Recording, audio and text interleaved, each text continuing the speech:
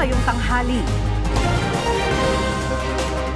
Vice President Sara Duterte hindi sumipot sa patawag na investigasyon ng National Bureau of Investigation ngayong araw. Pangulong Ferdinand Marcos Jr. kinumpirma na galing sa kanya ang mensahe na nagsasabing unimportant si VP Sara. Paghahain ng impeachment complaint laban sa Vice Presidente pinigil ni PM. Matataas na opisyal ng pamahalaan magpupulong sa krame para talakayin ang isyong pangseguridad ng bansa.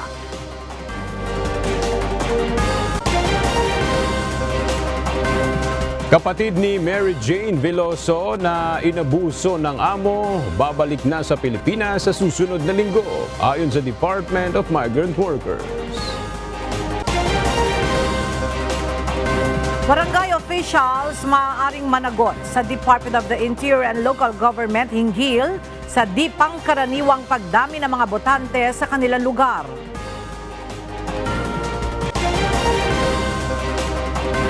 At Pilipinas muling nanguna bilang dive destination sa mundo ngayong taon. Magandang tanghali mga kasambahay. Ngayon po ay araw ng Biyernes, November 29, 2024. Tayo po ay sabayang napapakinggan sa Radyo La Verdad 1350 ang UNTV Radio. At una sa mga balita ngayong tanghali. Hindi sumipot sa tanggapan ng National Bureau of Investigation ngayong umaga si Vice President Sara Duterte para sa investigasyon sa umunay pagbabanta nito sa Pangulo, First Lady at House Speaker. Sa halip, abogado lamang nito ang dumating sa schedule na binigay ng NBI. Mula sa Pasay City, makibalita tayo kay Ryan Lacanlale live. Ryan, ano ang paliwanag ng abogado nito? Bakit daw hindi nakarating ang pangalawang Pangulo? Late na daw nalaman ni VP Sara na kaselado ang kanyang appearance sa House of Representatives kahapon, kaya hindi siya nakadalo ngayong araw sa NBI. Hindi dumating si Vice President Sara Duterte sa NBI ngayong araw. Pasado alas 8 ng umaga na tanging abogado lamang ang dumating na nagpakilala si Attorney Paul Lim. Gayunman, nag-abang pa rin ang NBI hanggang alas 9:30 ng umaga dahil mayroong mga advance party ng pangalawang Pangulo ang dumating. Dala ng abogado ang sulat na nagsasabing hindi makakarating ngayong araw ang pangalawang Pangulo at humihiling ng reschedule ng pagpunta nito sa NBI. Humiling din ito sa NBI ng kopya ng complaint, mga dokumento sa investigasyon at mga posibleng itatanong sa kanya.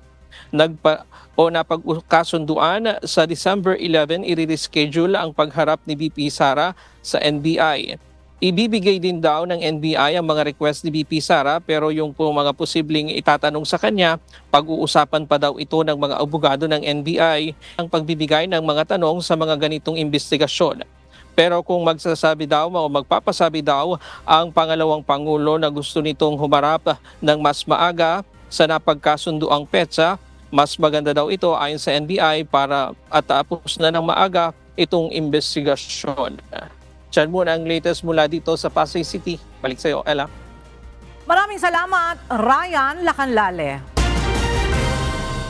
Kinumpirma ni Pangulong Ferdinand Marcos Jr. na galing sa kanya ang screenshot ng message na nagsasabing unimportant o hindi importante si Vice President Sara Duterte kaya hindi na dapat ituloy ang impeachment nito. Para sa detalye, makibalita tayo kay Benedict Samson live. Benedict, may paliwanag ba ang Pangulo bakit niya nasabing hindi importante si VP Sara Duterte? At sa anong konteksto niya sinasabi na hindi ito importante? Magandang umaga aga, sinabi nga ni Pangulong Ferdinand Marcos Jr. na hindi importante si Vice President Sara Duterte para pag-aksehan pa ng oras sa planong impeachment complaint. Giit ni Pangulong Marcos Jr., hindi makatutulong sa buhay ng isang Pilipino kung maghahain pa ng impeachment laban kay Vice President Sara Duterte. Sa isang ambush interview kanina, Sa isang event sa lalawigan ng Quezon, kinumpirma ni PBBM na galing sa kanya ang mensahe na kumalat sa social media. Well, it was actually private communication but na-leak na, yes. Because that's really my opinion. This is not important. This does not make any difference to even one single Filipino life. So why waste time on this? What will happen to if somebody files an impeachment? It will tie down the House, it will tie down the Senate, it will just take up all the time, and for what? For nothing. For nothing. None of this will help improve a single Filipino life. As far as I'm concerned, it's a storm in a teacup. Agad nang tanungin nga ang Pangulo kung dumating na sila sa point of no return ni Vice President Sara Duterte, ay hindi naman siya nagsabi na dumating na nga sila sa ganung punto. At yan muna ang ating update mula rito sa Lucena City, Quezon. Balik sa inyo dyan, Aga. Maraming salamat, Benedict Samson. Kinansela ng House Committee on Good Government and Public Accountability ang kanilang pagdinig ngayong araw upang makaharap sa National Bureau of Investigation o NBI si Vice President Sara Duterte. Ang detalye sa ulat ni Dante Amento. Upang makapunta at makapagpaliwanag si Vice President Sara Duterte sa National Bureau of Investigation o NBI kaugnay sa inisyong sabina ng ahensya, kinansila ng House Committee on Good Government and Public Accountability na dumidinig sa isyu ng confidential funds ng Office of the Vice President at Department of Education na ipagpaliban muna ang kanilang pagdinig ngayong araw. Ayon sa komite, mas mahalaga na makaharap ang Vice Presidente sa NBI. Dahil naniniwala po kami, ito pong issue sa NBI ay napakahalaga at ito po ay it concerns national security.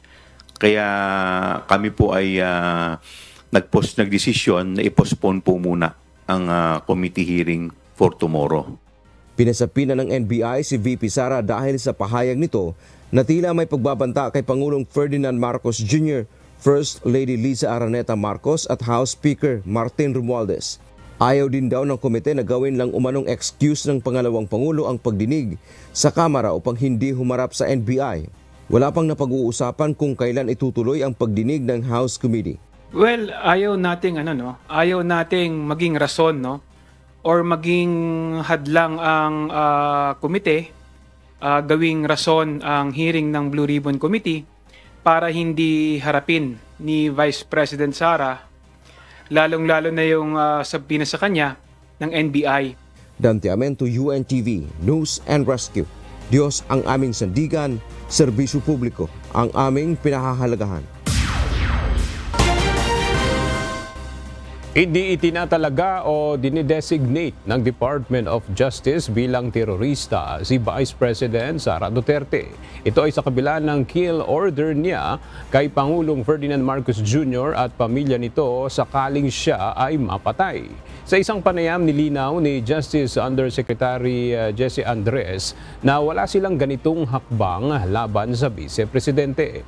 Sinabi ni Yusek Andres na hindi dapat sila pangunahan sa mga gagawin.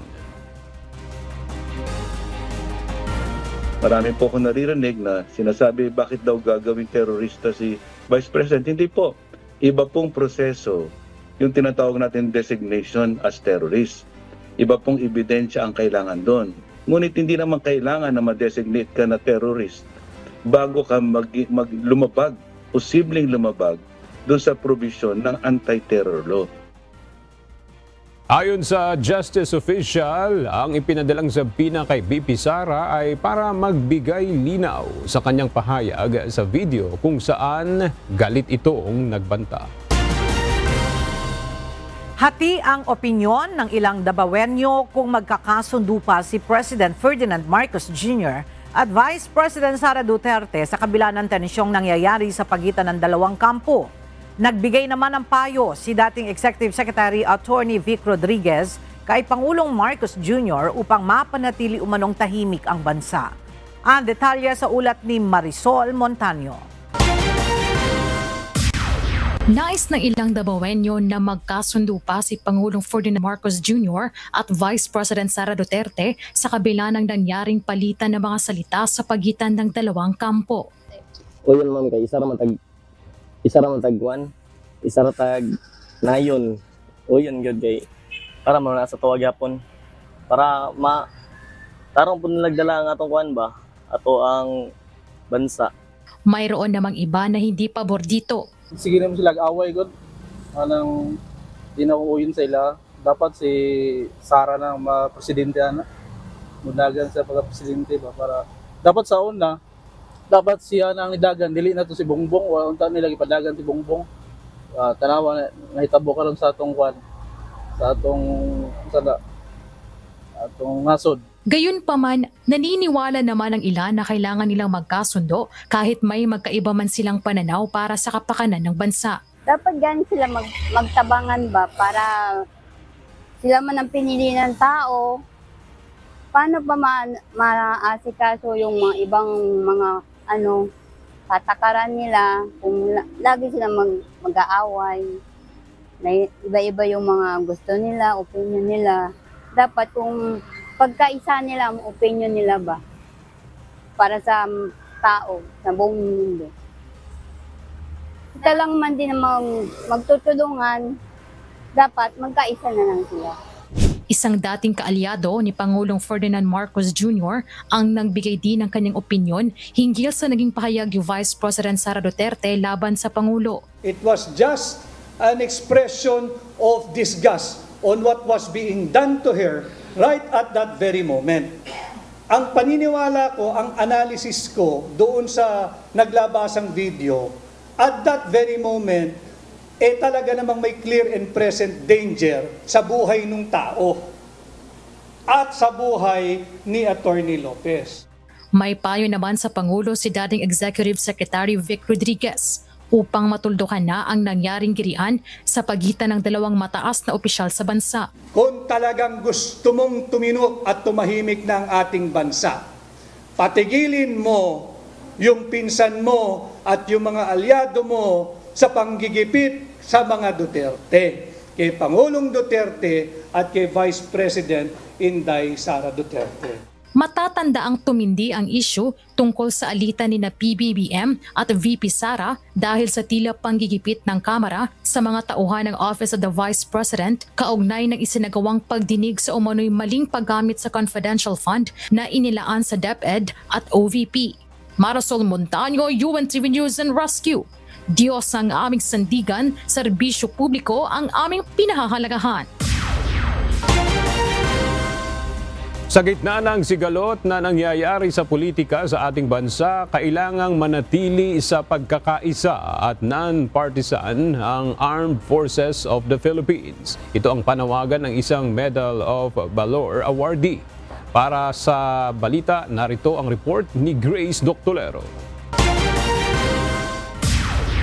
Nanawagan si retired Colonel Ariel Quirubin sa hanay ng mga enlisted personnel sa Armed Forces of the Philippines o AFP na manatiling magkaisa at walang pinapanigan sa politika. I was always calling for a neutral armed forces, non-partisan. So sa nangyayari na to wag sila ma-distract pa. They should remain serving the people with honor and professionalism. And they should always uphold and protect our Constitution and follow the chain of command. Binigyang diin rin ni Quirubin ang pananatiling tapat sa saligang batas at huwag magpagamit sa mga politiko upang malaya nitong matupad ang sinumpaang tungkulin sa bayan. They cannot go wrong. They should be neutral, non-partisan. Nag-ugat ang panawagan ni Quirubin sa naging pahayag ni AFP Chief of Staff General Romeo Brawner Jr. bilang tugon sa mga sinabi ni dating Pangulong Rodrigo Duterte patungkol sa Marcos administration. Ang payo naman ito sa nangyayaring sigalot sa pagitan ng mataas na opisyal, mas mainam na may mamagitan sa kanila upang makapag-usap ng maayos.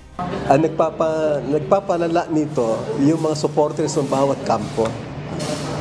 Ito siguro kung sino yung mga dating mga personalities na they were the ones responsible for the unity team. They should act now. They should be the ones na nagmi-mediate din ngayon. Kasi kung napagsama nila noon, o di sila uli mag-usap-usap ngayon na kasi ang nagsasuffer dito, taong bayan. Paalala ni Kirubin sa AFP na patuloy nilang pagtuunan ang pangunahing misyon na protektahan ang bansang Pilipinas at mga mamamayan nito bilang pagpapakita ng kanilang dedikasyon sa trabaho at integridad sa gitna ng mga banta sa katatagan ng gobyerno. Because if we remain fighting each other, we will never progress.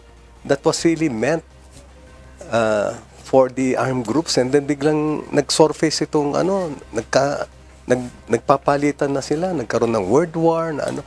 So kasama rin sila dito sa panawagan ko na mag-usap-usap tayo kasi anong mangyayari sa bansa natin kung ganito pa rin tayo, no? We will never progress.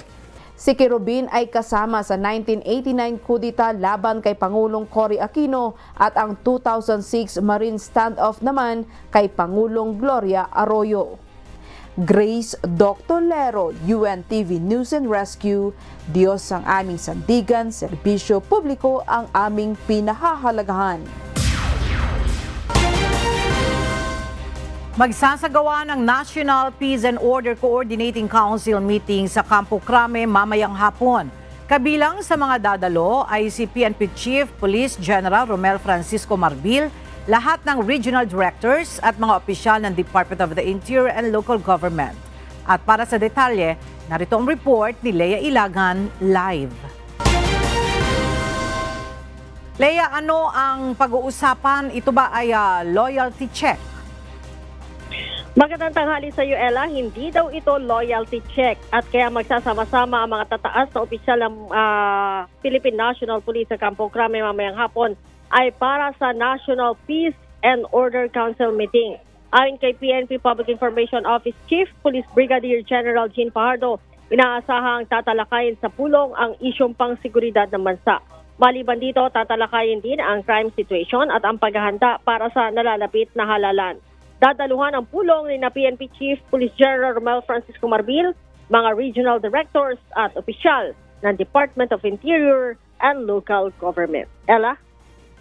Maraming salamat, Lea Ilagan. Inanunsyo ng Department of Migrant Workers o DMW na makakauwi na rin ng Pilipinas ang kapatid ni Mary Jane Veloso na iniulat na inabuso ng kanyang amo sa Saudi Arabia. Ayon kay DMW Secretary Hans Leo Cacdac, darating ang kapatid ni Veloso sa Pilipinas sa susunod na linggo. Isang linggo bago ang orihinal na petsa ng kanyang pag-uwi. Nagpasalamat naman ang pamilya Veloso sa tulong ng pamahalaan. Nangako rin si Secretary Cacdac ng patuloy na suporta para sa kanilang pangangailangan, kabilang na ang psychosocial counseling at mga training vouchers mula sa TESDA. Plano ng Commission on Elections na ipagpatuloy ang panukhalang i-annul ang listahan ng mga botante matapos ang May 2025 elections upang magsagawa ng panibagong re-registration. Ayon kay COMELEC Chairperson George Erwin Garcia, layunin ng hakbang na ito na mapawi ang mga duda tungkol sa bloated na listahan ng mga botante at matiyak ang tamang bilang ng mga botante sa bansa. Ito ay kasunod ng napaulat na biglang pagdami ng bilang ng mga botante sa iba't ibang lugar sa bansa dahil sa umano'y maanumalyang paggamit ng barangay certificates sa pagpaparehistro. Magbibigay ng rekomendasyon ang Commission on Elections o COMELEC sa Department of the Interior and Local Government o DILG para maaksyonan ang mga barangay official na posibleng sangkot sa issue ng irregular surge o hindi pangkaraniwang pagdami ng mga botante sa kanilang mga lugar. Para sa detalye, makibalita tayo kay Dante Amento live. Dante, anong parusa ba ang posibleng ipataw dyan sa mga kapitan ng barangay? Magandang umaga, Aga. Matapos nga ang investigasyon ng binuong task force ng Commission on Elections o COMELEC sa issue ng irregular surge o itong hindi normal nga na pagtaas ng mga botante, Nakita ng COMELEC na may sobrang pagtaas na bilang ng mga rehistradong botante sa Makati, Cagayan de Oro City, partikular sa Barangay Carmen at iba pang lugar sa bansa. Nasampahan na ng disqualification case ang barangay chairman sa Cagayan de Oro na tumatakbong congressman. Pero paliwanag ni Chairman George Erwin Garcia, magre-rekomenda sila sa Department of the Interior and Local Government o DILG para magkaroon ng aksyong administratibo sa mga sangkot na barangay opisyal. Maaari silang masuspindi o kaya tuluyang matanggal sa posisyon. Dagdag pa ni Garcia, ang ginawang scheme ng mga barangay opisyal ay ang walang habas sa pag-issue ng barangay certification para makapagparehistro. Maaaring gagamitin nila ito para sa kanilang ambisyon sa politika. Sa bahagi naman ng COMELEC ay maghahain sila ng motu proprio na kasong kriminal sa mga pasaway na mga opisyal ng barangay. Yaman na ating update mula dito sa Maynila. Balik sa iyo, Aga. Maraming salamat, Dante Amento. Tutukuyin na ng BICAM ang mga pagkakaiba sa mga bersyon ng 2025 budget sa pagitan ng Senado at Kamara. Inatasan ng BICAM ang technical working group nito upang isagawa ang pagtutugmang ito sa panukala. Ang detalye sa report ni Asher Katapan Jr. Formal nang nagtipon-tipon ang mga kinatawan ng mataas-babang kapulungan ng Kongreso sa unang araw ng Bicameral Conference Committee. Layo nito na pag-usapan at pagkasunduan ang pagkakaiba ng mga bersyon ng proposed 2025 national budget na ipinasa ng Senado at Kamara. Ayon kay Senate Panel Chairperson Senator Grace Poe, tutukuyin muna ang pagkakaibang ito sa panukala bago tuluyang talakayin ng mga mambabatas. So ngayon, magko-convene na yung technical working group composed of representatives from both the House and the Senate, usually yung mga secretariat.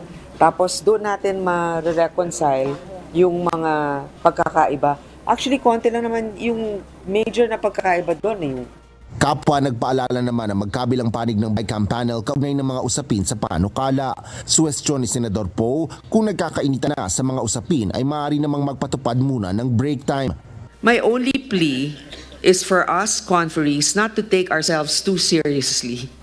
Kung sobrang init na ang diskusyon, baka kailangan natin mag-coffee break to settle our differences. Spirit of unity naman ang hiling ni House Panel Chairperson Representative Elizalde Co sa pagsasagawa ng BICAM. As we move forward, let us find ways to reconcile our differences and ensure that our efforts align with the programs and priorities of the present administration. Let us seize this opportunity to shape the legacy of our collective work, one that reflects our shared commitment to build a stronger, more equitable, more resilient Philippines. Nagpahayag din si Senate President Francis Chis Escudero ng pangangailangan sa agarang pagpapasa ng panukalang pondo para sa susunod na taon. Habang payo naman ni House Speaker Representative Martin Romualdez na huwag gawing masyadong komplikado ang BICAM sa budget. Inaasahang matatapos ang BICAM sa December 9 para sa target na pirma at pagsasabatas ni Pangulong Ferdinand Marcos Jr. sa December 19. Asher Kadapan Jr., UNTV News and Rescue. Diyos ang aming sandigan, serbisyo publiko ang aming pinahalagahan. Bantay muli sa dalawang Office of the Vice President staff sa Veterans Memorial Medical Center si Senator Ronald Bato de la Rosa kung saan nagkaroon ng maiksing pagkakataon upang makapanayam ito kaugnay sa ilang issue tungkol kay Vice President Sara Duterte. Para sa detalye, narito ang report ni Jed Naresina live. Jed, may nabanggit ba si Senator De La Rosa sa ganap ni VP Duterte ngayong araw? Ella, sa panayam nga natin kanina dito sa Veterans Memorial Medical Center kay Senator Ronald Bato de la Rosa ay tumanggi itong magbigay ng eksaktong detalye sa ganap ng pangalawang Pangulo matapos hindi ito magpakita o sumipot sa tanggapan ng National Bureau of Investigation. Tanging sinabi lang ni Senator Bato na si Vice President Duterte ay busy o abala sa challenges na kinahaharap nito sa kasalukuyan. Dagdag pa ng senador, wala rin siyang impormasyon bakit hindi nagpakitang personal si VP Duterte sa tanggapan ng NBI ngayong araw. Sa kabilaan niya ng hindi pagsipot ni VP Sara, naniniwala si Senator De La Rosa na bukas naman ito sa anumang investigasyon na gagawin ng NBI.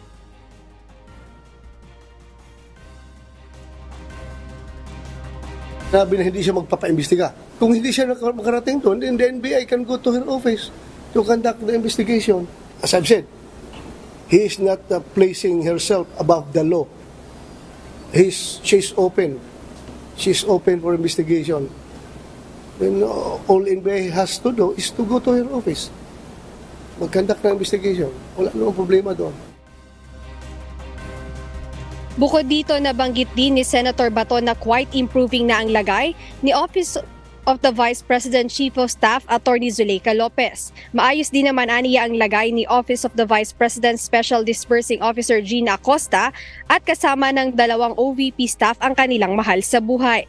Dagdag ng senador na kasalukuyan din siyang naka-admit sa ospital at nagpapaalam lang aniya sa doktor kung may sesyon sa Senado na kailangan niyang daluhan. Yes, dito ako natutulog kasi admitted din ako dito, naka-admit din ako dahil meron akong viral infection, cough and cold. Naka-admit ako ngayon dito. Ella, nabanggit nga din ni Senator Bato de la Rosa kanina sa media na sa huling pag-uusap nila ni Vice President Sara Duterte ay sinabi nito na si Senator Bato muna ang bahalang magbantay rito sa VMMC doon sa 2 OVP staff at mag-focus muna si VP Sara sa mga problemang kanyang kinahaharap sa ngayon. Ayan muna ang update, balik sa'yo Ella. Maraming salamat, Jed Naresina. Dumating kahapon sa Pilipinas ang Pinoy fugitive na ipinatapon mula sa Indonesia dahil sa pagkakasangkot sa malawakang investment scam. Ayon sa Criminal Investigation and Detection Group, ang suspect ay matagal nang pinaghahanap ng mga otoridad dahil sa 17 warrant of arrest. Narito ang report ni Lea Ilagan.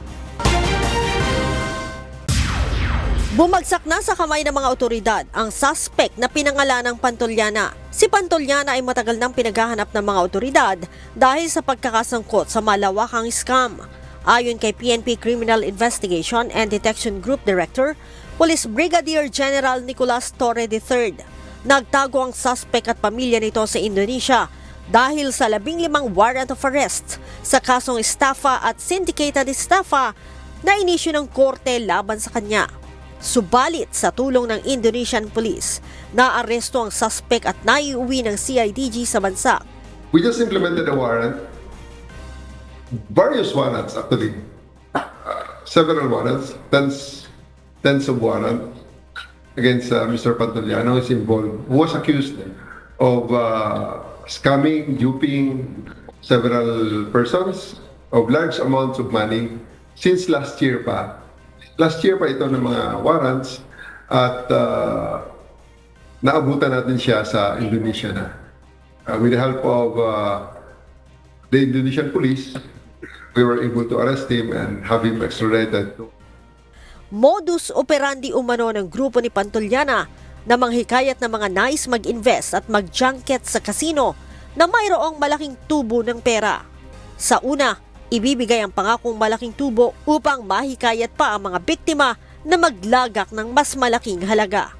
Ang sinasabi ng ating yung mga scammer na yan, magbigay kayo ng pera sa amin at tutubuan namin ng 15 to 20% monthly or double your money in 5 months.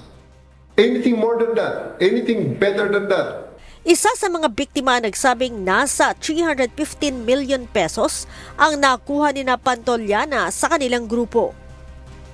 Nakilala ho namin siya through another, sa ibang tao po syempre. In-offer po kami na merong magandang investment nga po sa junket na merong magandang kita. So kami naman dahil negosyante din po, chinek naman namin nung una kung talagang merong existing na junket, which is totoo naman, meron naman kaya kami nakumbinsi po na mag-join Kasi sa pagkakaalam po namin, legal po. Only later to find out na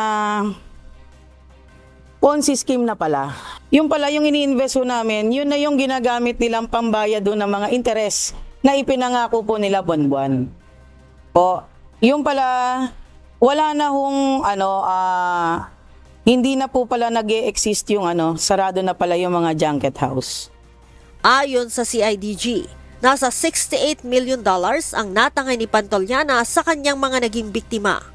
Paalala ni Brigadier General Torres sa publiko, huwag basta maniniwala sa iniaalok na investment na mayroong malaking kita, lalo na ngayon na mayroon pa silang namomonitor sa bansa na kaparehong modus na ginawa ni Pantollana.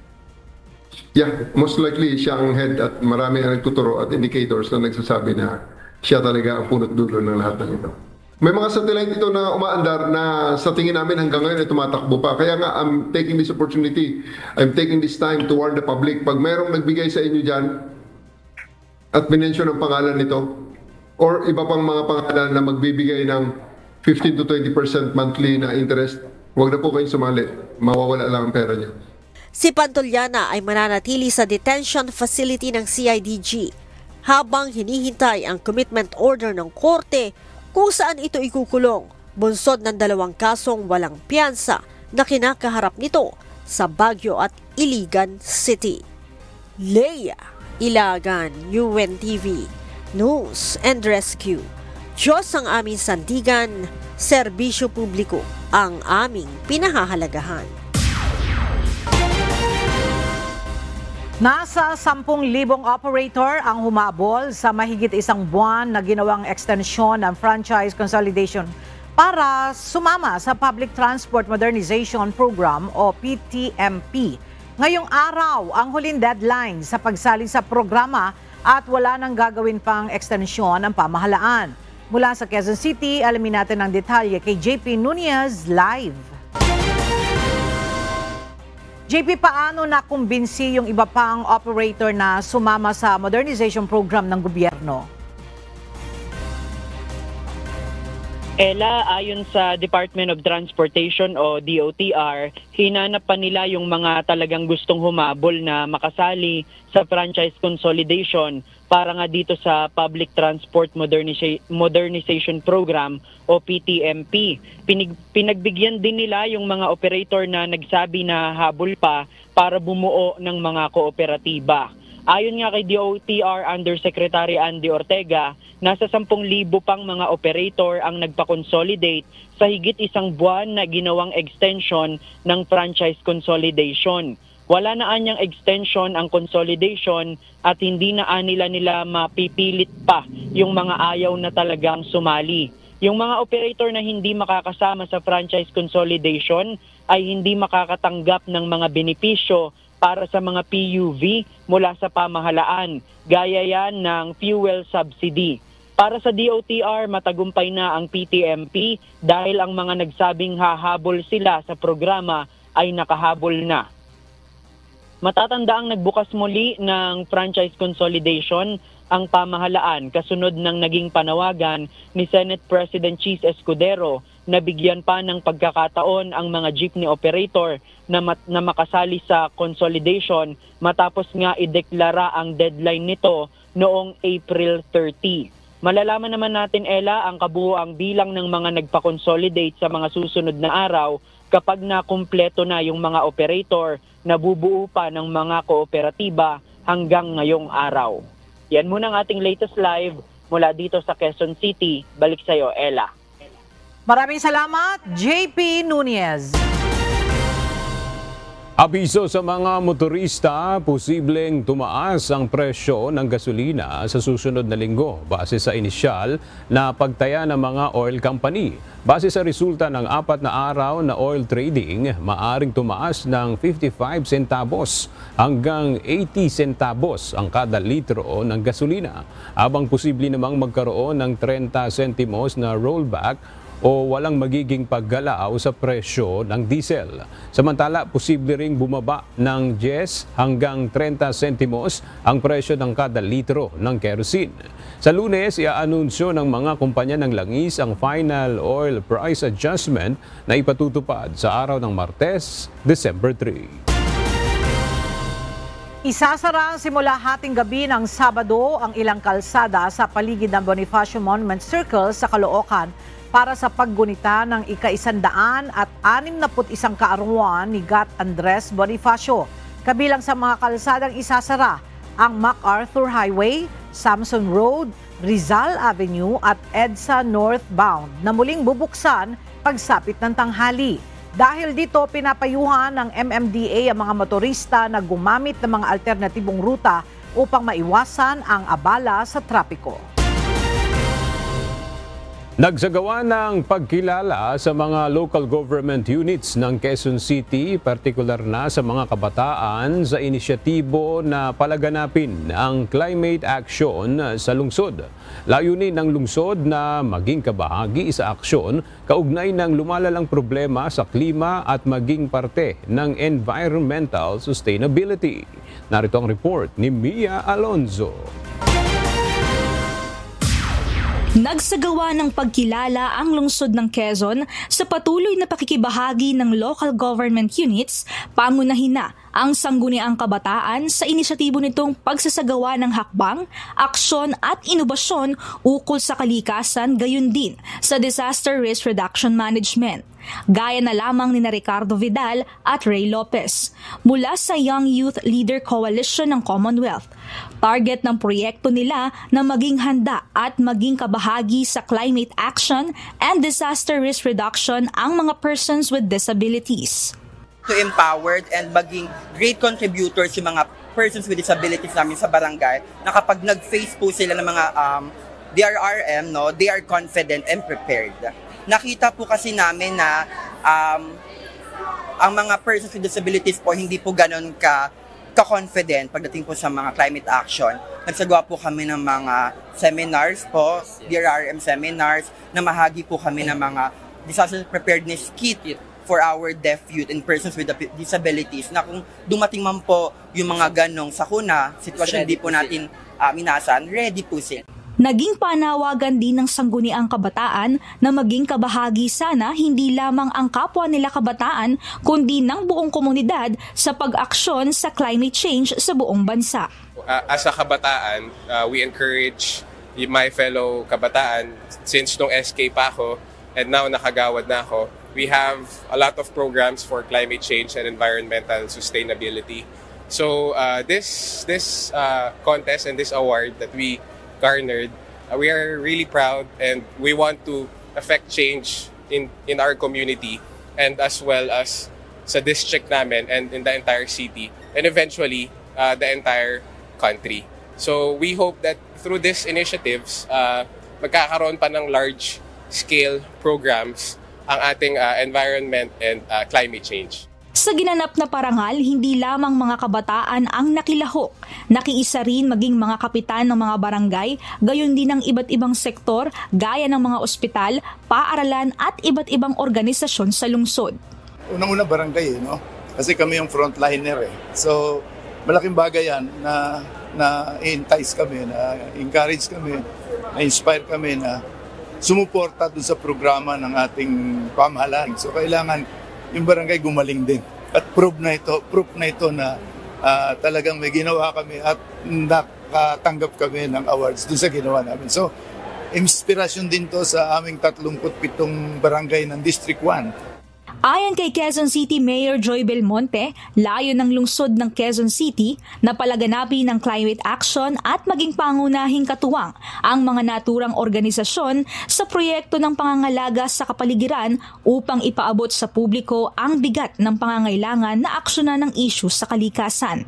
Tingin ko napakahalaga ito because you know that climate action is something that not very many people do or not very many people embrace it and not many people understand what it's all about. But it's really very integral because you know, of course, that evidence is showing that the climate is changing, our planet is changing, and the lives of people are at stake. And we really have to act quickly and with urgency. No? So ito ay isang paraan ng lungsod para hikayatin ang buong sambayan ng lungsod Quezon na makibahagi, makiisa, makitulong para matugunan ang problema ng klima at pangalagaan ang kalikasan. Ang problema sa klima ay mas naging seryoso na kumpara sa mga nakaraang dekada. Patunay ito ng mga extreme weather events na nararanasan ng mundo sa kasalukuyan, maging ang pagbabago sa ecosystem, gayon din ang tumitinding init sa paligid. Mia Alonzo, UNTV News and Rescue. Diyos ang aming sandigan, serbisyo publiko ang aming pinahahalagahan. Posibleng mabuo ang isang low pressure area sa pagitan ng Visayas at Mindanao ngayong weekend ayon sa Pag-asa. Base sa monitoring ng Weather State Bureau na obserbahan ang cloud cluster sa pagitan ng dalawang rehiyon, gayunman maliit ang tsansa na mabuo ito bilang isang bagyo. Subalit, inaasahan pa rin na magdadala ito ng mga pag-ulan sa ilang mga lugar sa bansa ngayong weekend. Samantala, makakaranas rin ng maulap na kalangitan na may kalat-kalat na mga pag-ulan ngayong araw ang Southern Luzon area at Calabarzon dahil sa pag-iral ng tatlong weather system. Patuloy ang pagpoproseso ng Bureau of Immigration sa downgrading ng visa ng mga dayuhang nagtrabaho sa mga ipinasarang Philippine Offshore Gaming Operators o POGOs sa bansa. Inihikayat din ng BI ang mga hindi pa nagko-comply na makipag-ugnayan na sa ahensya bago pa ang itinakdang deadline para sa kanilang pag-alis ng Pilipinas. Para sa detalye, makibalita tayo kay Mia Alonzo live. Mia, ilang foreign POGO workers na ba ang nakaalis ngayon? Yes, magandang tanghali sa iyo, Aga. Nasa kalahati na ng 21,757 foreign POGO workers na nag-downgrade na ng kanilang visa ang nakaalis na ng Pilipinas as of November 7. Ayon kay Bureau of Immigration spokesperson Dana Sandoval, bagamat mayroon pang hanggang December 21 ang mahigit 10,000 pang natitira sa bansa, mas mainam na huwag nang hintayin pa ang deadline upang hindi na magkaproblema. Babala ni Sandoval, kung hindi aalis ang mga ito sa itinakdang deadline, mahaharap sila sa deportation process at maaaring hindi na makabalik pa. Ibig sabihin po ng deportation proceedings ay forcefully na po silang paaalisin ng bansa. Kung ngayon po voluntary ang kanilang pag-alis, wala pong derogatory record kasi sila po ay considered as legal entities, legal individuals who worked here legally, aalis po sila sa legal na pamamaraan. Pero pag nagkaroon na sila ng violation, hindi na po sila sumunod doon sa patakaran na kailangan na po silang umalis ng bansa by the end of the year.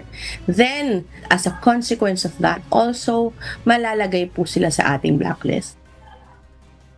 Batid din ng DI na may ilan sa mga ito ang nagmamatigas pa na hindi umalis ng bansa o magtago, kaya naman mahigpit nilang babantayan ang mga nasabing dayuhan. Mahigpit rin silang nakipag-ugnayan sa local enforcement agency, lalo na sa Presidential Anti-Organized Crime Commission para matiyak na walang matitira sa bansa. Yan muna ang update. Balik sa iyo, Aga. Maraming salamat, Mia Alonzo. Magsasagawa ang Department of Labor and Employment o DOLE ng job fair sa December 6 para sa mga manggagawang apektado ng POGO ban sa Calabarzon.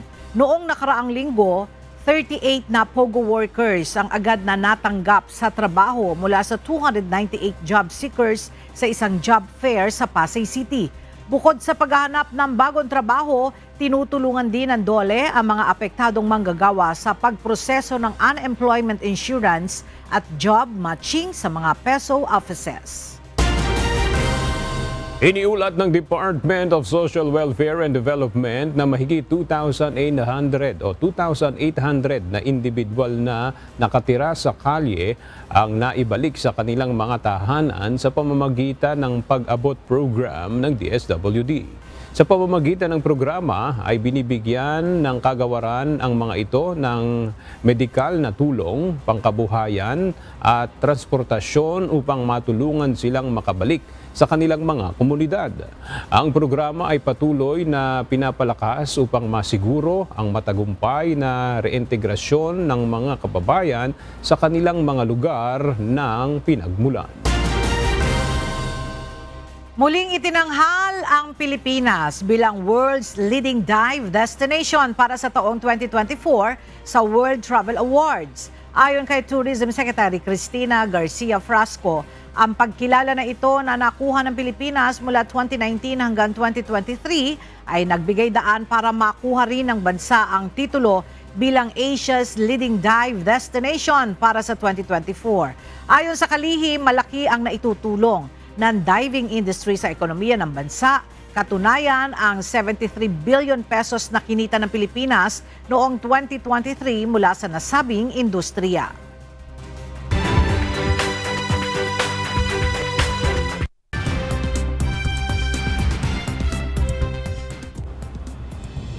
Nakatanggap ng magkakasunod na bomb threats ang mga nominee ni United States Presidential-elect Donald Trump para sa kanyang gabinete. Hindi naman ito ikinatakot ng mga nominado dahil sa pagnanasang makapaglingkod sa Amerika. Ang detalye sa ulat ni Kat Carriedo. Sunod-sunod na nakatanggap ng bomb threats ang mga napipisil ni President-elect Donald Trump para sa kanyang cabinet posts. Paliwanag ng Federal Bureau of Investigation o FBI, nakatanggap ito ng mga report ng bomb threats at swatting o hoax phone calls sa 911 upang puntahan ng pulis ang isang bahay mula pa noong Martes ng gabi hanggang ngayong araw. Hindi bababa sa 9 na kumpirmadong bomb threats ang naiulat laban sa mga Trumpics na mangunguna sa Departments of Defense, Housing, Agriculture at Labor maging ang nominado nito para sa United Nations at iba pa. Una nang nag-ulat si New York Republican Representative Elise Stefanik na nakatanggap ng bomb threat. Gayon din sina Defense Secretary at Environment Protection Agency nominees Pete Hegseth at Lee Zeldin. Ayon naman sa mga Trump nominees, hindi ito magiging dahilan upang matakot at sumuko sila sa anilay mandatong makapaglingkod sa Amerika upang baguhin ang sistema ng bansa. Kat Carriedo, UNTV News and Rescue. Diyos ang aming sandigan, serbisyo publiko ang aming pinahahalagahan. Pinagbawalan ng isang Court of Appeal sa United States ang administrasyon ng Biden na tanggalin ang mga razor wire fencing na inilagay ng Texas sa hangganan nito sa Mexico upang hadlangan ang illegal migration. Batay sa desisyon ng 5th U.S. Circuit Court of Appeals, pinayagan ng Texas na magpatuloy sa kaso laban sa federal government nang hindi tinatanggal ang mga bakod. Ayon kay Circuit Judge Kyle Duncan, layon lamang ng Texas na protektahan ang sarili nitong ari-arian at hindi magsagawa ng regulasyon sa US Border Patrol. Pinagtibay ng korte na hindi labag sa batas ang hakbang ng estado. Nagbabala si Mexican President Claudia Sheinbaum na magpapatupad ng retaliation ng Mexico kung magpapatuloy ang pagpapataw ng 25% na taripa ng Estados Unidos sa mga produkto mula sa Mexico.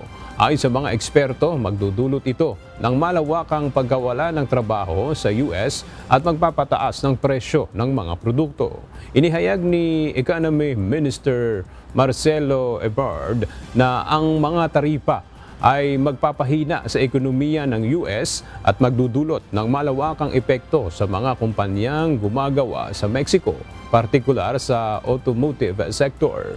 Nagpatuloy ang pagtaas ng halaga ng Mexican peso laban sa US dollars matapos ang pagtawag ni Sheinbaum kay Trump upang talakayin ang mga issue ng droga at migration.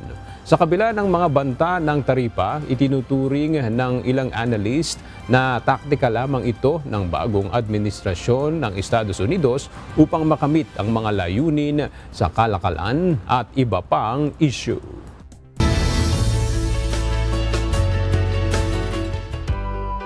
Nagaanap ba kayo ng stress reliever kung saan makasisigaw kayo ng todo? Maaari niyong subukan ang extreme water slide attraction sa Water World sa Hong Kong. Narito ang report ni Brian Evangelista. Matapos nating mamangha sa 3-dimensional interactive space na Team Love at explore ang Harry Potter exhibition, Macau Tower, Hong Kong Peak Tram at Sky Terrace 428. Isa na namang kakaibang pasyalan ang ating susubukan. Ay mga kasambahay, welcome to Ace's first all-weather waterfront water park. Walang iba kundi ang Water World. Dito lang yan sa Hong Kong. Kaya tara, subukan natin ang mga kakaibang rides dito. Tara. Mayroon itong indoor at outdoor pools at water attractions. Kaya naman umulan man o umaraw, may water rides pa rin kayong masusubukan. Unahin namin siyempre ang Rainbow Rush. So, ewan ko bakit tinawag na rush. Kasi islang mahabang slide papunta sa baba. At kasama ko ang aking bunsong kapatid. Tara! Ang Rainbow Rush ay may 8-lane water slides.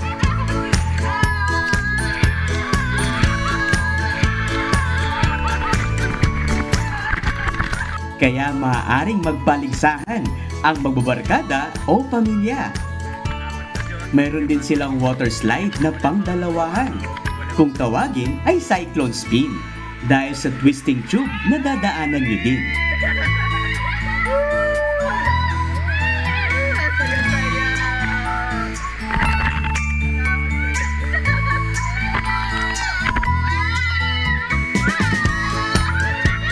At meron ding apatan para sa slight thrill at sulit na pangtanggal ng inyong stress.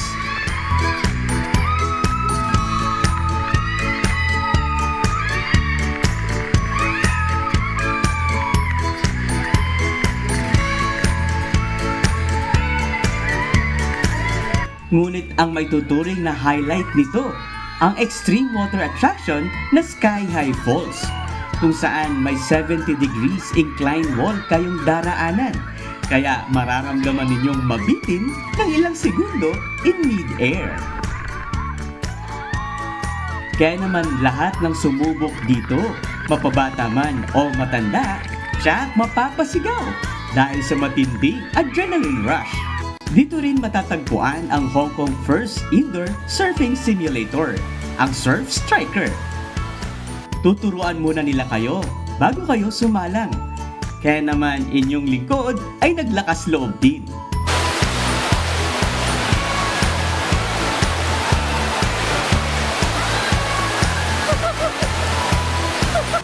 Pero ang kagandahan dito at sinubukan natin para mag-feel natin at tinanggap natin ang challenge.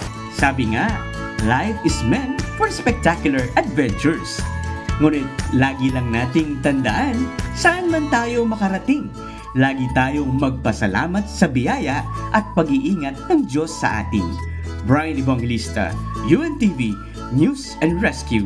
Diyos ang aming sandigan, serbisyo publiko ang aming pinahalagahan.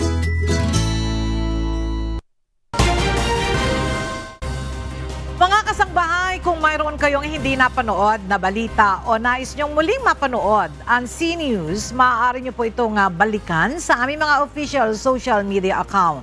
I-like at i-follow lamang ang UNTV News and Rescue Facebook account at i-click and subscribe button o i-click ang subscribe button sa UNTV News and Rescue YouTube channel. Mapapanood nyo rin po rito ang iba pang news programs ng UNTV, pati na ang iba pang video na nag-iisang public service channel. Kaya subscribe, like, and share. At sa ating pong iiwang mga salita ng Diyos na ating sandigan mula sa Aklat ng Efeso, Kapitulo 4, versikulo 32 na nagsasabi, "At magmagandang loob kayo sa isa't isa, mga mahabagi, na magpatawaran kayo sa isa't isa, gaya naman ng pagpapatawad sa inyo ng Diyos kay Kristo.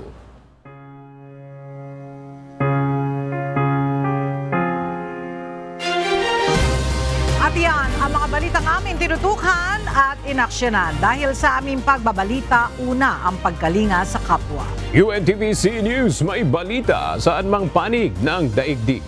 At dito sa UNTV, Diyos ang aming sandigan, serbisyo publiko ang aming pinahahalagahan. Magandang tanghali at Happy Weekend!